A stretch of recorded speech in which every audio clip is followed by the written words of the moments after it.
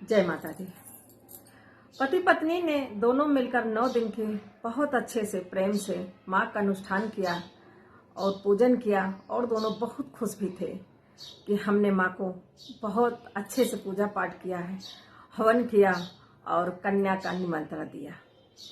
कन्या खाने आई लड़कियां सब, तो उनको खाना खिलाने के बाद चावल दिया। उसके बाद बोला हम लोगों के ऊपर छिड़क देना और हमें आशीर्वाद देना कि हम खुश रहें, और अपनी पत्नी के लिए बोला कि इनको बोलो सदा सुहागन रहें।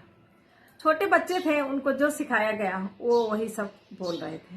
उसमें एक छोटी सी 2 साल की लड़की थी। उसकी दादी उसको लेने आई। जब वो उस तरह बच्चों से बुलवा रहे थे तो दादी सुन रही थी और गुस्सा भी हो रही थी। बोली, उन दोनों से बोली, आप चाहे इनसे जितना बुलवा लो, इनसे अपने मुंह से आशीर्वाद लो, आप उनके मुंह में अपना आशीर्वाद डाल रहे हो, वो आपको आशीर्वाद दे रहे हैं, लेकिन आपको आशीर्वाद नहीं मिलेगा। आपने दुर्गा मैया को तो मनाया, 9 दिन बहुत पूजा पाठ किया, प्रार्थना किया, सेवा की उनकी, लेकिन जो तुम्हारे घर में बूढ़े माँ बाप हैं उनका ध्यान किया तुमने? मैं उनसे मिल के आ रही हूँ, वो भूख प्यास से तड़प रहे हैं। जो पिता आपके हैं उनको इतनी भूख लगी है कि अपनी पत्नी से कह रहे थे कि मुझे इतनी भूख लग रही कि मेरे पेट में दर्द इतना ज्यादा हो रहा कि मैं बर्दाश्त नहीं कर पा रहा हूँ। तो आपकी माँ उनसे कह रही थी कि उल्टा लेट जाओ पेट दबा के तो भूख कम लगेगी।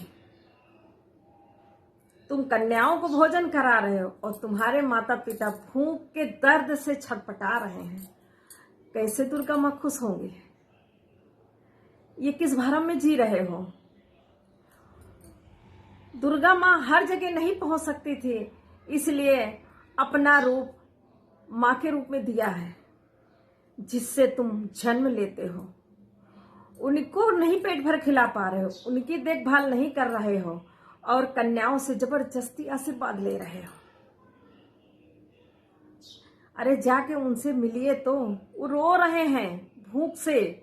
जब उनके आंसू गिर रहे हैं तो ये वाली माता कैसे खुश होंगी?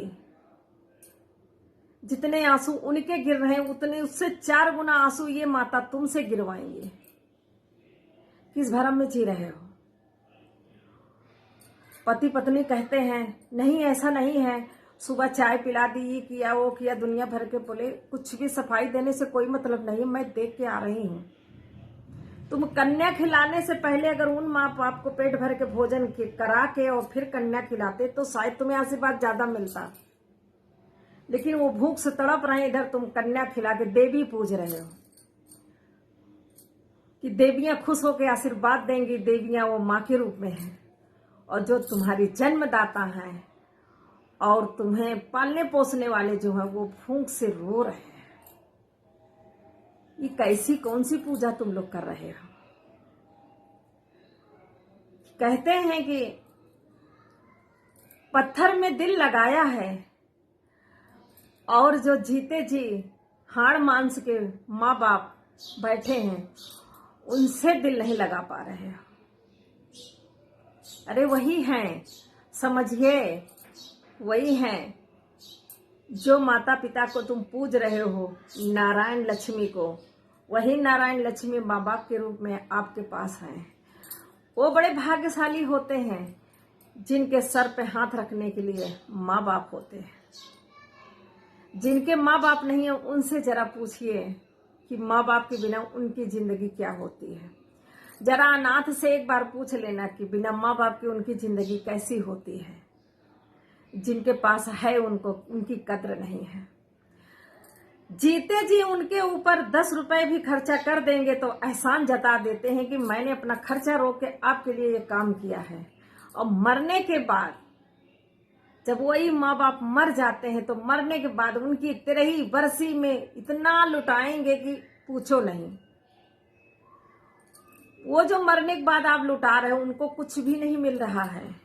अगर उसका 4-5% भी उनके जीते जी अगर उनके ऊपर आप खर्चा कर दोगे तो 4-5 साल शायद वो जिंदा रह जाए, उनकी उम्र बढ़ जाएगी। वो नहीं होता है।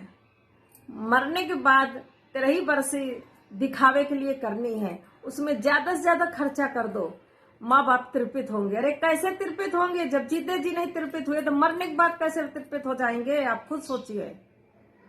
जब जीते जी उनको तड़पा दिया भूख एक रोटी के लिए, तो मरने के बाद तुमको लाख भर दो, कौन सा उनको मिलना है? ये तो हम अपने मन की शांति के लिए दुनिया भर का ढकोसला करते हैं। तो जिंदा रहते कर लो मेरे भाई। मरने के बाद किसी ने नहीं देखा कि किसको क्या मिलता है। माँ को पूजो, दुर्गा माँ को पूजो, लेकिन अपने घर में बैठी हुई माँ का जरूर ध्यान रखिए। अगर घर की माँ खुश है तो दुर्गे माँ भी खुश है।